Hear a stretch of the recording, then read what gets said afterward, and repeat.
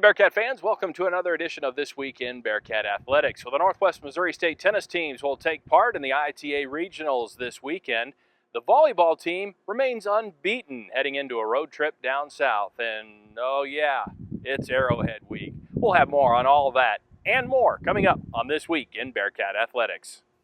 For the first time since 2013, the Northwest Missouri State football team will be back at Arrowhead Stadium, this time against a different opponent, the University of Central Missouri. The Bearcats were 9-3 against Pittsburgh State in the Fall Classic that started in 2002 and ran through the 2013 season.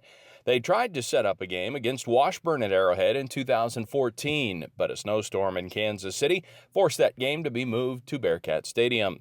This year's Central Missouri team will be geared up to play, coming off a double overtime loss last week and playing at Arrowhead for the first time.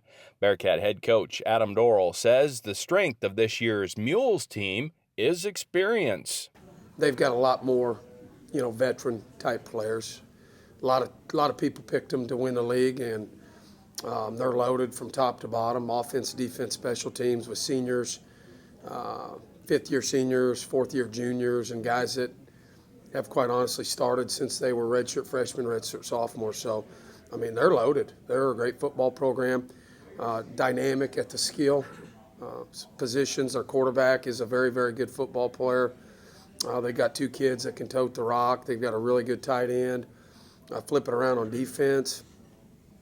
They're running a 30 defense. They're the only team in our league right now that runs a 30 defense consistently. That's going to be a challenge for us this week as far as getting our people to block their people. They blitz a lot. If you don't know where you're going on a pass protection, there's going to be free roamers in the backfield. They've got 2 special teams touchdowns this year, so just a very dynamic team from top to bottom, a lot of depth and a lot of senior leadership. Last week, the Bearcats had a few struggles at Missouri Southern as part of their 45-21 win, seeing the Lions score the first 13 points of the game. But Dorrell says he is looking at that adversity as a positive.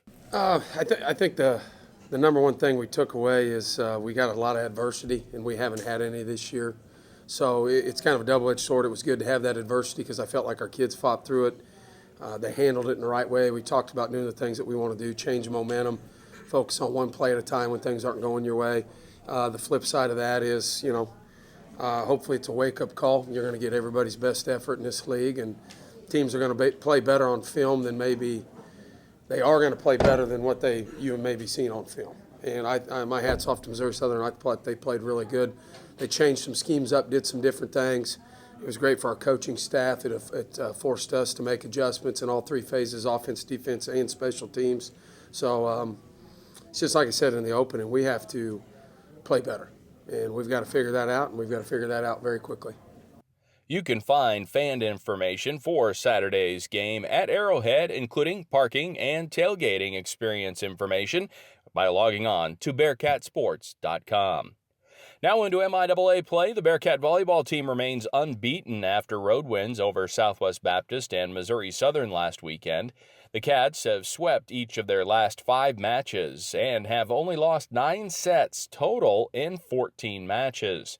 The team is now 14-0 and will have a chance to tie the 1984 team for the second-best start in program history when they travel to Pittsburgh State Friday. The Cats have also moved up to 20th in this week's AVCA coaches poll. After Friday's match at Pitt, the Bearcats will travel to Edmond, Oklahoma for a matchup with Central Oklahoma, which enters the week with a 14-1 record, with their only loss at Central Missouri. Both Northwest tennis teams will make a trip to Oklahoma City this weekend to participate in the ITA championships. Top finishers this weekend will get an opportunity to play in the fall national championships in South Carolina in 2 weeks. Northwest men's and women's tennis coach Mark Rosewell says the ITAs are very important when it comes to preparations for the spring season.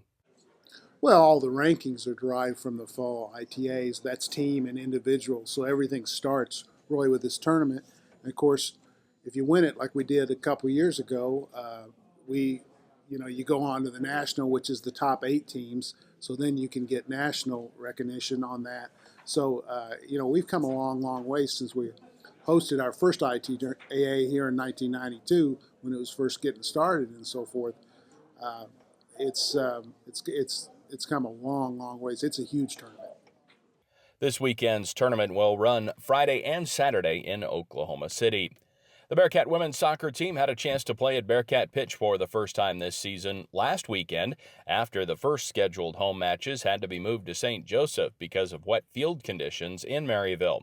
The weekend started with a 2-2 tie against Lindenwood with Cassie Phillips and Perry Rainey each scoring a goal, the first of the season for Phillips and the first of Rainey's collegiate career.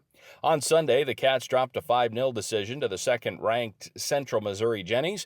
2 of the 4 losses for the Cats this year have come to the second-ranked team in the nation. Soccer will be back on the road this weekend when they travel to Bolivar for a Thursday match and then Missouri Southern Saturday. It was a 10th place finish this week for the women's golf team in the MIAA Preview Tournament in Warrensburg. The 15-team tournament included 87 individual players, and Northwest's Maddie Props finished in a tie for 14th with a 2-day total of 156. The Cats will be back in action Monday and Tuesday in Sioux Falls, South Dakota, as part of the Augustana Invitational. After a week off, both Bearcat cross-country teams will be back in action this week as part of the Arkansas Chili Pepper Festival. The largest meet the Bearcats will participate in this fall. The Chili Pepper Festival features more than 50 teams from nearly all competitive levels of the NCAA.